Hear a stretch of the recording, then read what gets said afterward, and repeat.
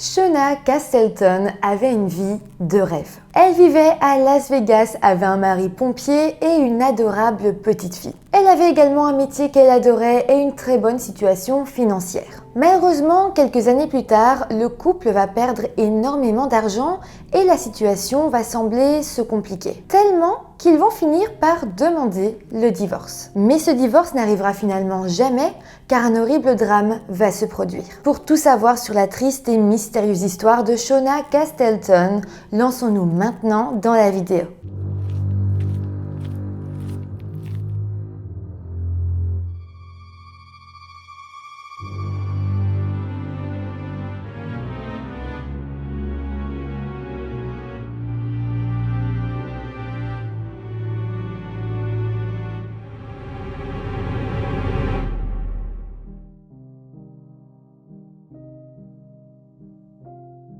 Hello tout le monde, j'espère que vous allez bien. Aujourd'hui, on se retrouve avec une affaire qui est assez longue quand même, il y a pas mal de rebondissements. C'est une affaire qui est élucidée, il y a eu une décision du tribunal. Voilà, cette histoire est en soi terminée, mais malgré tout, elle me semblait importante d'être racontée aujourd'hui. Avant de commencer, je vous rappelle de vous abonner à la chaîne si ce n'est pas encore fait. Vous pouvez aussi vous abonner à mon compte Instagram pour suivre toutes mes petites aventures.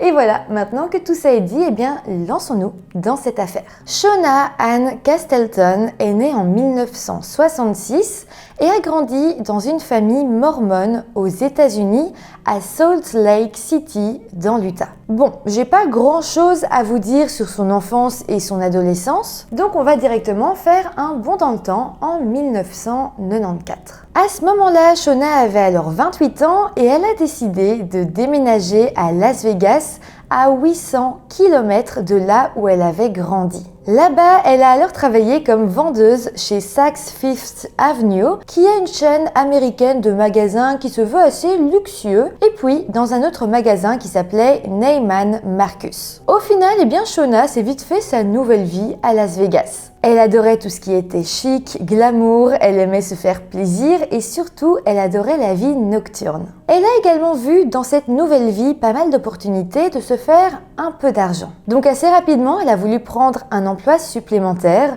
et elle a commencé à travailler comme serveuse de cocktails au Fiesta, qui est un bar.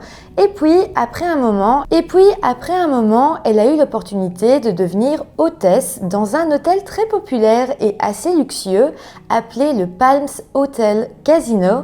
Et évidemment, elle servait dans le casino de l'hôtel. C'était un emploi qui lui convenait à merveille et elle aimait énormément l'ambiance de ce genre de lieu très riche et très prestigieux. En tout cas, sur place, elle s'est rapidement intégrée et pour vous dire à quel point, elle dira même que ses collègues étaient devenus une seconde famille pour elle. De plus, il faut aussi savoir que ses clients l'adoraient, elle travaillait très bien. Mais à part ça, pour vous parler un petit peu plus d'elle, ceux qui la connaissaient disaient que Shauna riait toujours et vivait complètement l'instant présent. Ses amis disaient qu'elle avait une certaine innocence, qu'elle était un esprit libre et qu'elle avait toujours eu une vision positive des choses, quelle que soit la situation. Donc voilà, sa vie va continuer comme ça jusqu'en 2002. À ce moment-là, Shauna avait alors 36 ans et elle va faire la rencontre d'un certain George Tiafei. Il s'agissait en fait d'un client régulier du Palms Hotel et d'ailleurs, George a rapidement remarqué Shauna. En fait, il a vite remarqué qu'elle travaillait très bien, qu'elle était toujours occupée, courait partout et rendait les invités heureux. En fait, au début, il l'a remarqué pour ça, il trouvait ça vraiment beau de voir une femme aussi heureuse et investie dans son travail. Et ça, eh bien, ça l'a fait tomber sous son charme. L'attirance a semblé être réciproque et les deux ont alors fini par se mettre en couple après quelques rendez-vous. Alors quand même, avant de continuer, je vais vous faire une brève présentation de George. George avait toujours été un homme assez populaire. Au lycée, il était un athlète adoré de tous et a même été élu roi du bal de fin d'année à son école. Sa famille dira de lui qu'il était charismatique, drôle et charmant et toujours prêt à donner un coup de main à ceux qui en avaient besoin. Une fois adulte, George a alors suivi une formation à l'Académie militaire des États-Unis et à présent, il était alors pompier. Donc voilà, pour en revenir à présent à notre histoire, Shauna et George se sont mis en couple et immédiatement, ils ont été inséparables. George avait d'ailleurs dit à ses sœurs que pour lui, Shauna était absolument tout son monde. Un an plus tard, Shona a alors donné naissance à une petite fille que le couple a décidé d'appeler Madison. George se montrait alors très protecteur envers sa nouvelle famille et Shona semblait être aux anges et totalement amoureuse de sa petite fille. Ensuite, encore quelques années plus tard, George et Shona se sont mariés lors d'une magnifique cérémonie sur la plage d'Hawaï. Clairement, leur vie ressemblait à un rêve éveillé. Pendant 2 ans, les choses vont encore rester semblables, mais finalement, en 2012, le couple a été confronté à plusieurs problèmes. George avait en fait perdu pas mal d'argent à cause du crash immobilier, ce qui a été un vrai problème parce que l'immobilier était justement une des principales sources de revenus du couple. Ça a semblé réellement mettre le couple à mal et par la suite, Shona a confié à des amis que George était devenu très jaloux et très rancunier. En fait, en l'espace de quelques semaines, de quelques mois, le comportement de George est devenu de plus en plus difficile à vivre et il semblait toujours être sur les nerfs et toujours très contrôlant. À un moment donné, Shona va même remarquer quelque chose d'assez étrange. George s'était en fait lié d'amitié avec un homme sans abri et avait même commencé à lui donner du travail. Il proposait en fait à ce sans-abri de faire des travaux dans son jardin. Ce qui est étrange, c'est que George n'avait jamais rien fait de comparable avant ça. De plus, il n'avait pas vraiment demandé son avis à Shona et elle, de son côté, avait confié à ses amis qu'elle était mal à l'aise par rapport à cette situation parce que elle ne connaissait pas cet homme qu'il avait engagé pour faire le jardin. Elle était mal à l'aise quand il était là et même elle trouvait son comportement un petit peu étrange. En soi, c'est quelque chose qui l'a pas mal déstabilisée et disons que Shona ne se sentait plus totalement à l'aise chez elle. Surtout que cet homme, sans domicile fixe, était tout le temps chez elle. Vraiment, c'était pas que pour faire le jardin. Entre ça, il faisait des pauses, il allait dans leur salon, il vivait vraiment avec eux. Et c'était quand même assez embêtant de son côté. Donc après ça, les tensions ont continué à monter entre Shona et George. Les difficultés financières pesaient quand même fort sur leur morale. Ils avaient dû changer leur mode de vie assez soudainement et la personnalité très limite de George n'arrangeait rien à la situation. Suite à ça, Shona a alors déménagé et s'est installée dans son propre appartement dans la ville de Summerlin et le couple a commencé à partager la garde de Maddie, mais également à consulter un conseiller conjugal pour essayer d'arranger la situation. Alors, George était lui bouleversé et il a dit à des amis qu'il ne voulait pas subir les complications liées au divorce. Alors, est-ce qu'il était bouleversé parce qu'il aimait encore Shona? Est-ce qu'il était bouleversé parce qu'il allait moins voir sa fille s'il divorçait? Parce qu'il allait encore plus perdre d'argent? Parce qu'un divorce, ça coûte?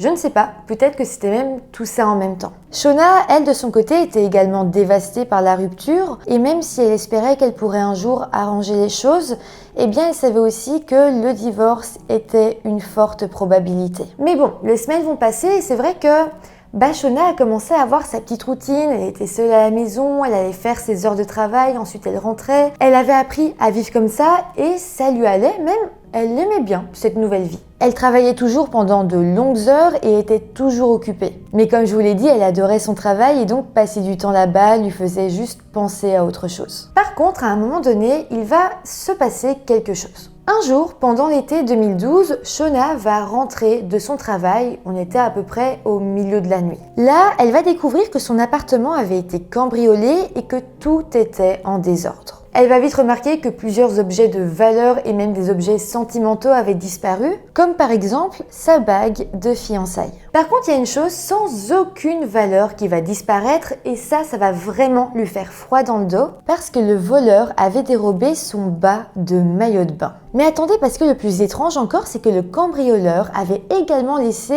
des caleçons à l'intérieur de l'appartement. Suite à ça, et on peut vraiment le comprendre, Shona était vraiment effrayée et même nerveuse, mais bon, elle faisait de son mieux pour essayer de relativiser et d'oublier l'incident. Mais à présent, on va se plonger dans la journée et surtout dans la nuit du samedi 29 septembre 2012. Un peu après 3 h du matin, Shona a quitté son travail comme d'habitude. Elle avait à peu près 30 minutes en voiture à parcourir et finalement, elle est arrivée à son appartement à 3 h 30 du matin. Elle s'est ensuite garée devant la maison et est rentrée chez elle par la porte du garage. On fait un petit saut dans le temps et on arrive un petit peu plus tard dans la matinée et à ce moment-là, Georges venait de terminer une longue journée/nuit de travail chez les pompiers et il était allé chercher sa fille Maddie qui avait à présent 8 ans chez sa grand-mère. Une fois tous les deux, Georges et Maddie s'étaient alors rendus chez Shona pour récupérer quelques affaires appartenant à Maddie.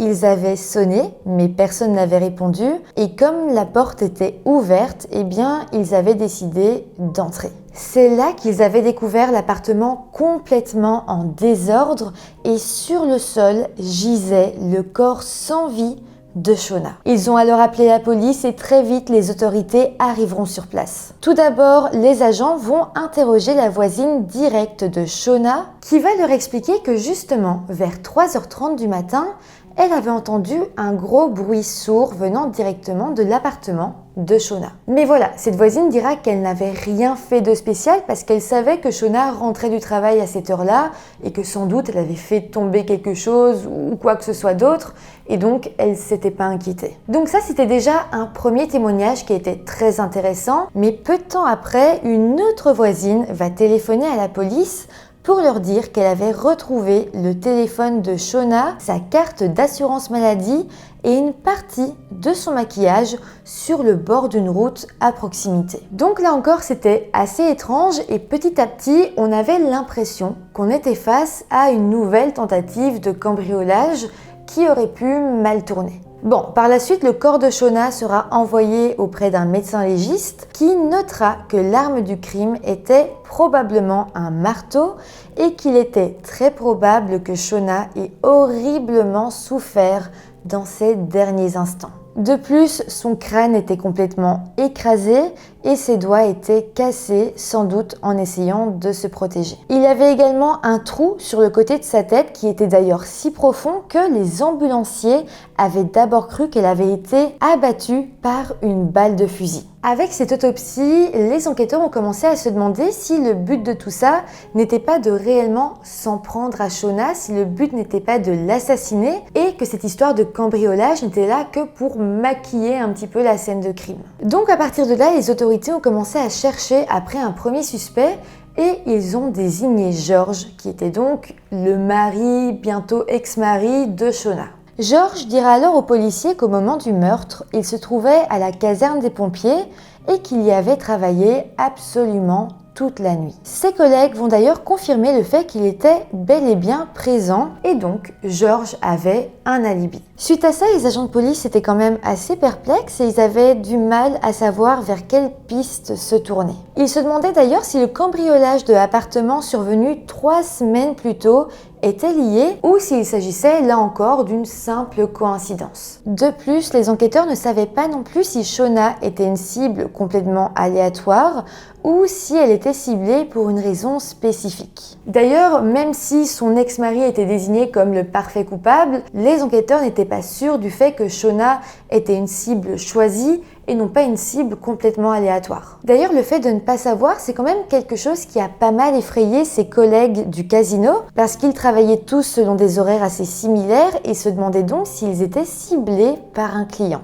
Par contre, Paula, qui était la sœur de Shona, avait de son côté une certitude, c'est que cette histoire était bien plus qu'un simple vol qui aurait mal tourné. Selon elle, il y avait quand même beaucoup trop de choses très étranges dans cette affaire. Paula avait d'ailleurs des doutes sur Georges, donc le mari / futur ex-mari de Shona, même si il semblait avoir effectivement un alibi solide. Suite à ces doutes, elle avait alors décidé de l'appeler pour lui poser des questions elle-même, mais ça n'avait pas vraiment servi à grand chose et Georges avait simplement redirigé l'appel vers un conseiller en deuil. Au final, Paula et son mari ont pris un avion pour Las Vegas afin d'être au plus proche de l'enquête et sur place, Paula a d'ailleurs parlé à des journalistes et leur a dit qu'elle serait à jamais hantée par la façon horrible horrible dont sa sœur était morte. Mais à présent, revenons-en à l'enquête. 24 heures seulement après la découverte du corps de Shona, la police a reçu un tuyau qui allait donner un tout nouveau tournant à l'affaire. Un homme va appeler la police et il se présentera sous le nom de Big Will. L'homme va alors expliquer aux enquêteurs qu'il avait un ami sans abri qu'il connaissait seulement par le nom de Greyhound. Selon lui, Greyhound lui aurait dit qu'il avait tué une femme avec un marteau et il lui aurait dit ça sans la moindre trace de remords. Il aurait même eu un petit sourire comme s'il était très content d'avoir réussi une mission. L'appelant, donc Big Will, a également dit aux autorités que dans un premier temps, il ne l'avait pas vraiment cru et on peut le comprendre, mais qu'à la seconde où il avait vu aux informations qu'une femme vivant à Las Vegas avait été tuée avec un marteau, il avait su qu'il devait absolument appeler la police pour dénoncer son ami. La police va alors demander à avoir un maximum d'informations sur Greyhound, donc le nouveau suspect principal. On apprendra alors qu'il habitait actuellement dans une tente à la périphérie de la ville. Il se rendait également fréquemment dans un magasin appelé Albertsons pour voler de la nourriture et vendre de la drogue dans la station-service de l'autre côté de la route. À partir de là, les autorités ont fait équipe avec Big Will et ils se sont rendus à ces endroits pour essayer de le piéger. Au final, ce fut vraiment assez rapide pour localiser Greyhound et dès qu'ils l'ont vu, la police a été vers lui et ils l'ont placé en état d'arrestation. En fait, ils ont découvert qu'il avait de la drogue sur lui et grâce à ça, ils ont pu l'arrêter et l'accuser de trafic de drogue. Une fois au poste de police, on va apprendre que le vrai nom de Greyhound était Noel Stephens et qu'il était déjà bien connu de la police pour diverses raisons, notamment pour vol et trafic de drogue. Lors de son interrogatoire, Noel avait alors admis avoir vendu de la drogue. Par contre, il avait totalement nié avoir quoi que ce soit à voir avec la mort de Shona. Mais voilà. Petit à petit, la police va alors se demander si Noel n'avait pas été payé pour assassiner Shona. Comme je vous l'ai dit, c'était un petit criminel, il vendait juste entre guillemets de la drogue et en plus il n'avait pas pour habitude de bouger de son quartier. Ça paraissait donc assez étonnant qu'il se soit déplacé si loin pour commettre un crime aussi grave sans vraiment repartir avec quelque chose qu'il aurait pu vendre. De plus, il ne semblait pas y avoir non plus de lien entre Noel et Shona. Les enquêteurs ont alors décidé de fouiller la zone près de la tente où il vivait. Il s'agissait en fait d'un endroit assez éloigné et isolé, tout en haut du désert de Las Vegas. Clairement, à ce moment-là, les policiers se disaient que la zone était si vaste qu'ils allaient passer des semaines à chercher des preuves potentielles, mais à leur grande surprise, ils vont constater que Noel n'avait pas vraiment fait trop d'efforts pour effacer ses traces. À quelques pas de sa tente, ils ont trouvé un pantalon couvert de sang, une étiquette de prix pour un marteau, ainsi qu'une paire de sous-vêtements ensanglantés. Donc déjà, rien qu'avec ça, on était sûr que c'était bel et bien lui, le meurtrier de Shona. À présent, il fallait alors comprendre ce qui le reliait à Shona. Et d'ailleurs, en fouillant le téléphone portable de Noel, on va avoir un premier indice. Dans ses contacts, la police va en fait retrouver le numéro de téléphone de George, le mari de Shona, avec qui elle était donc en plein divorce. Lorsqu'on a demandé à Noel qui était George pour lui, Noel a répondu « C'est mon ami, le pompier ». Et c'est là qu'on va faire le lien. Noel était en fait le sans-abri avec qui George s'était lié d'amitié. C'est lui qui l'avait d'ailleurs engagé pour faire des travaux dans son jardin et c'était de lui dont Shona avait parlé à ses amis en disant qu'il lui faisait peur et qu'elle était mal à l'aise quand il était là.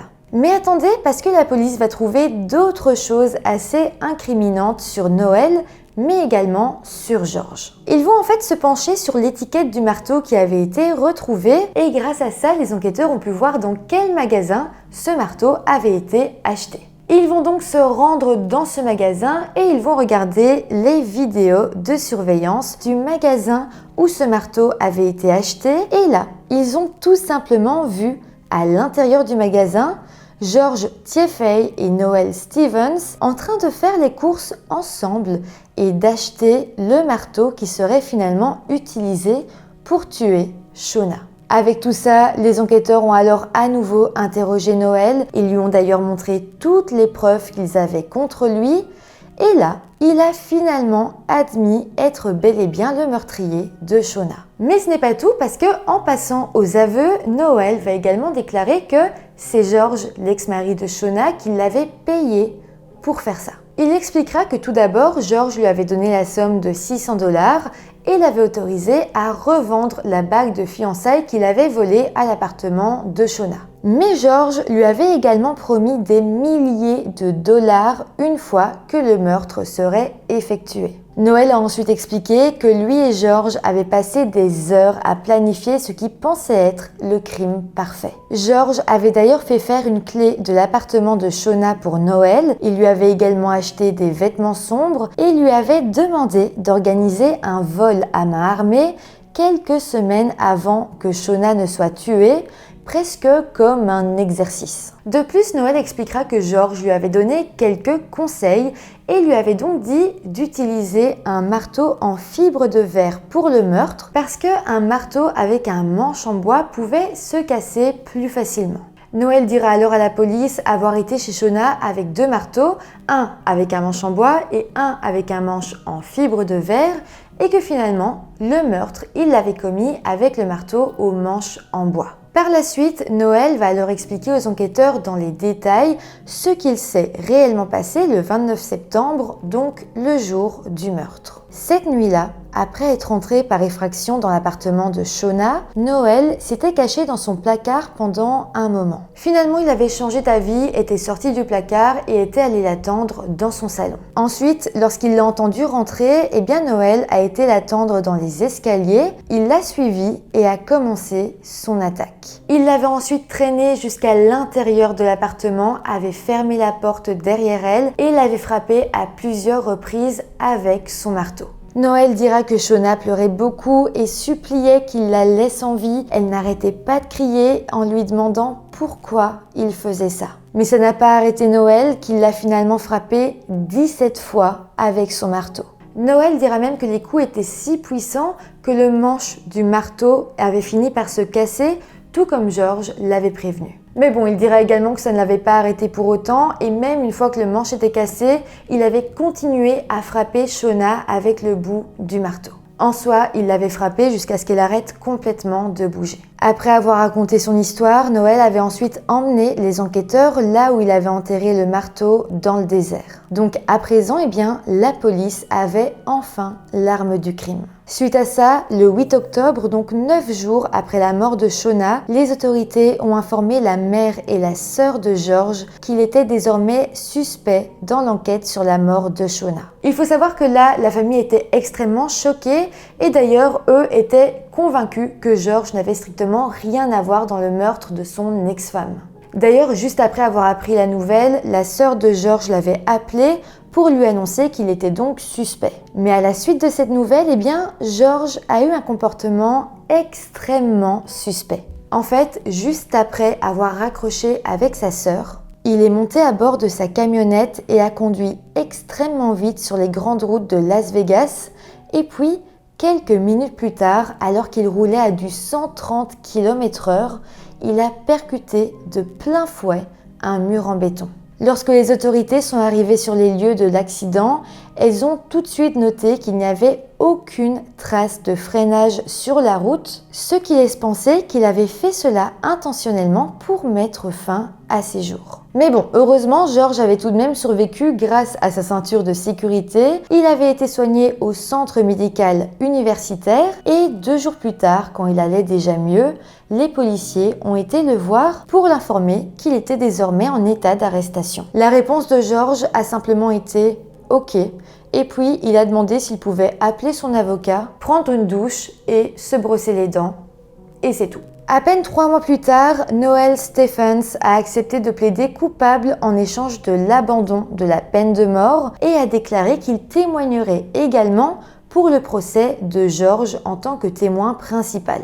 Et donc, suite à cet accord, le juge a condamné Noël à la prison à perpétuité avec une possibilité de libération conditionnelle après 42 ans. Mais à présent, parlons de George. Son procès a eu lieu au mois d'août 2015 et il a décidé de plaider non coupable. En plaidant non coupable, ça voulait donc dire qu'il devait y avoir un procès, chose qui est quand même très difficile à vivre pour la famille de la victime, la famille de Shona, mais ils étaient présents tous les jours au procès et d'ailleurs ils étaient tous habillés en rose qui était la couleur préférée de Shona. Sinon, il faut savoir que George ne va lui jamais venir témoigner à la barre. Par contre, il y aura quand même pas mal de témoins, dont sa sœur et des amis proches, qui était là pour témoigner à quel point George était une personne exceptionnelle. On dira lui qu'il était gentil, compatissant, travailleur et qu'il n'aurait pas participé à un crime aussi odieux. Mais bon, l'accusation estimait que son dossier était exceptionnellement solide, on avait les preuves des caméras de surveillance et surtout le témoignage de Noël ainsi que tous les relevés téléphoniques qui montraient que George avait appelé Noël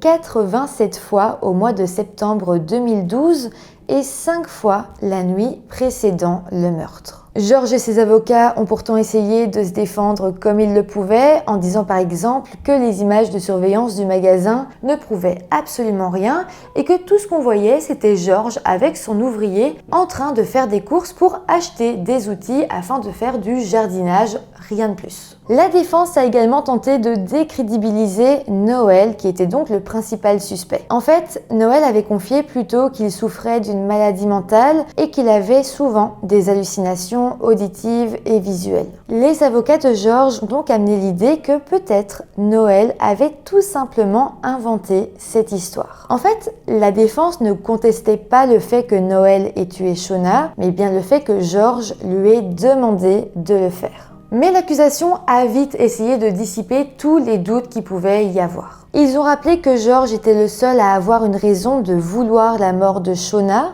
D'ailleurs, il se peut même qu'avant de missionner Noël pour le meurtre, George ait eu l'idée de le faire lui-même parce qu'un petit peu avant, il avait acheté une arme à feu. Mais voilà, il est fort possible que George ait finalement vu une opportunité de manipuler Noël pour qu'il le fasse à sa place. Avant tout ça, Noël adorait réellement George. Il aimait dire que c'était son ami et l'admirait beaucoup. Il semblait être prêt à tout faire pour lui et on peut donc facilement imaginer que George ait sauté sur l'occasion. En tout cas, après que toutes ces preuves aient été présentées, le jury a passé 3 longues journées à délibérer. Mais au final, ce jury composé de 7 hommes et 5 femmes a décidé de reconnaître George Tiafei coupable de meurtre au premier degré avec utilisation d'une arme mortelle. Lors de son verdict, George n'a d'ailleurs montré aucune émotion. Suite à ça, le juge l'a alors condamné à une peine de prison à vie sans possibilité de libération conditionnelle. Mais ce n'est pas tout, il a également été condamné à 81 ans de prison supplémentaire pour conspiration,